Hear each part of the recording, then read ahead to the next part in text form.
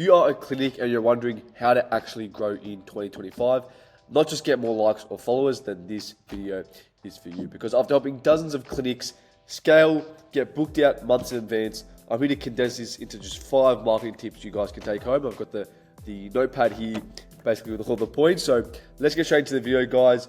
Any questions, let me know in the comments, okay? So first off, guys, tip number 1 is stop selling treatments, start selling transformations. This is a big point, okay? Many clinics, it doesn't matter if you're like a physio clinic or a cosmetic clinic, it's always selling treatments, or like even like if you're a physio clinic, one-off, one-on-one, like whatever your one-on-one sessions are. Like, you don't want to be doing just generic once a week services. You guys need to start selling transformations. So the way you do that is through multiple offers. So your introduction offer should be a transformation preview. So I'll give you an example. If you are a skin clinic, you get them in for a skin reset session, and it's basically a transformation preview. You're showing them where they are now, and then basically all the problems they're having, and then where they want to get to.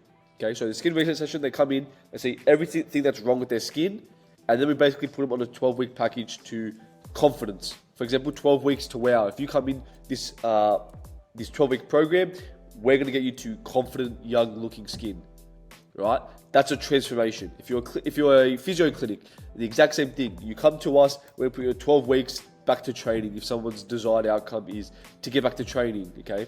12 weeks to whatever, like that's how you guys want to be framing it. So instead of doing one-off, like for example, I don't know, for skin cosmetic, one-off generic facials where customers aren't going to be spending a lot of money anyway, which we'll get to in point number 5 when we talk about LTV and the customer journey.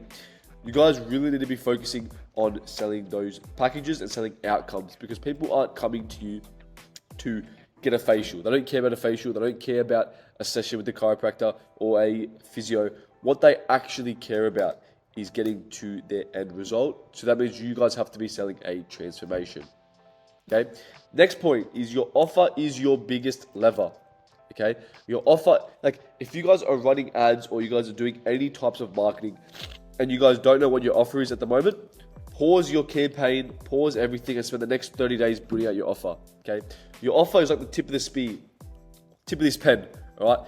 If you're going to piece through something and the offer is bland, if you're going to piece your marketing message if you're going to piece your marketing message through your market, all right, and your offer is bland, it's not going to hit. So it's going to go on a what do you call it? It's going to go on a not a bullseye, it's going to go on a target. Right? Think like a target. So go on it, it's going to bounce straight off. But if your offer is one-of-one, it's bespoke. And when I mean offer, I don't mean like any of these discounts, by the way, guys. But if your offer is bespoke, it's one-of-one in your market, and you put it into market, it's going to hit bullseye. And then everything's changed for your business, all right? So your offer is your biggest lever, okay? As I said with offer, as I said to tip number 1, sell transformations. That skin reset session is an example of a one-of-one offer. You're selling a transformation preview, okay? If you are a physio, exact same thing. Sell a transformation preview. You get them in, you show them exactly what's wrong with their back or whatever their issue is, and then get them on a 12-week program, which again is another offer. Your 12-week program, okay, 12-week package to get them to their desired result. Okay, so you're basically like your offer as well is you want to be selling the end result. So you need to ask yourself for your clinic, what is it that people actually want? Okay, and the way you do that is by asking why twice. And I'll give you an example from McDonald's, because this is one of the biggest companies in the world. Okay, McDonald's, they got together 20 years ago, all the C-suite team, the executives, and they said, right, why does someone want to buy food? Okay, well, why does someone want to buy our food? Okay, because we're not just selling food, by the way. Why does someone want to buy our food? Okay, well, they want to spend time with family. Okay, well, why do they want to spend time with family? With the food. Okay, oh, well, it's actually happiness. So at the end of the day, like, it ended up coming down to selling the outcomes of happiness. That's what they were actually selling, right? Happiness. Okay. Think about it. When you see a McDonald's, well, first of all, they got the Happy Meal. That's the first thing. Second of all, when you mention Happy Meal to a kid, their eyes light up. We say we get McDonald's, and then when you even go to any global store, like a Westfield, whatever you call it, anything like that, when you go there and you have to take your kids shopping, right, for mothers especially, they'll say, look, if you behave for the next 1 to 2 hours, we'll get you McDonald's at the end. And why is there McDonald's in every single global store? Like it's all these little ideas, which is why they've basically been able to sell happiness. So their end result was happiness. It's like an apple. The core is your offer and the outside is your service. So most of you guys are focused on selling your services instead of your actual desired outcome. Okay, so that's how you guys need to be transitioning. Okay. Third thing is creative test weekly. If you guys are running ads, this is more particular to if you're running ads on Facebook and Instagram, but if you guys are running ads, you guys need to be creative testing weekly. I see all the time where clinics will come in, they'll put 1 or 2 ads up and go, oh yeah, ads don't work anymore.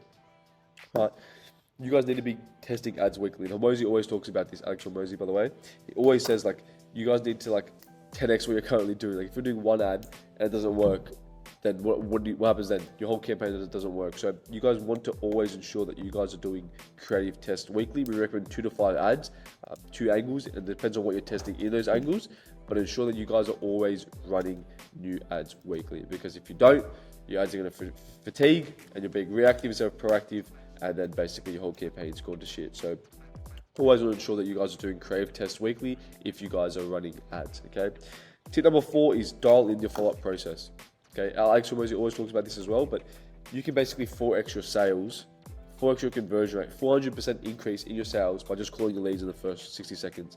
I don't know what it is, but a lot of clinics don't want to be calling leads, or they think it's just a waste of time. But in reality, it's like a money moving needle task. It's working on the company. Getting new people in the door is working on the company. So you can't really outsource that. Obviously, if you're a receptionist, that's completely fine. But you guys need to ensure that that follow-up process is dialed in. So you should have a back-end system. And like everyone, honestly, with this follow-up stuff, everyone's obsessing over AI, or AI is going to do all my calling and stuff. Like, honestly, it's good and all, but end of the day, people want to speak to humans. Like, that's the way I'm seeing it. Like, what's going to happen is that there's going to be a lot of people, a lot of clinics start to use these AI receptionists, and then everyone's going to be sick of them. And someone's going to answer, they're going to hear it's AI, they're going to know subconsciously, and they're going to end the call. So the way I see this going is that basically, like, you cannot pretty much outsource your follow-up process. Even if you get VAs, like, you don't want to be doing that. But your speed to lead and your calling your leads is a money moving needle task, and unless you're doing like 7 figures a month, you shouldn't even be worrying about outsourcing that.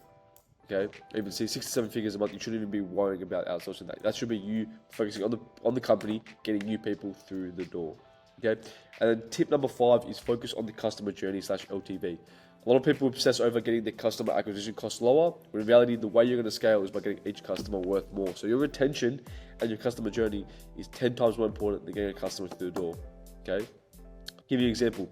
If a clinic gets someone through the door for $100, another clinic gets someone in the door for $200, but clinic B, each customer is worth $2,000, and clinic A, each customer is worth $1,000, who's actually going to scale more? Or even clinic B could be worth $5,000. This person's going to scale more. Even though the customer acquisition costs are higher, each customer that comes in is worth more. They can afford to spend more to acquire a customer. Now, why that's important is because all these Facebook, Instagram, Google, every single cost to advertise is rising. So you can't really decrease how much it's going to cost to acquire a customer, but what you can do is increase how much a customer is worth. So you guys need to be ensuring that your customer journey is mapped out. What we have for clinics at the moment is you basically get them in for a transformation preview, which is like your consult, we call it like a skin reset session, depending on whatever physio or whatever clinic you're doing. Then we put them onto a 12-week package, and then after that, it's a skin maintenance program, okay, which is weekly billed, and that basically is like insurance for their skin. Now, why it's important is because I know now that when each client comes through the door, they're going to be spending $8,000 in their lifetime.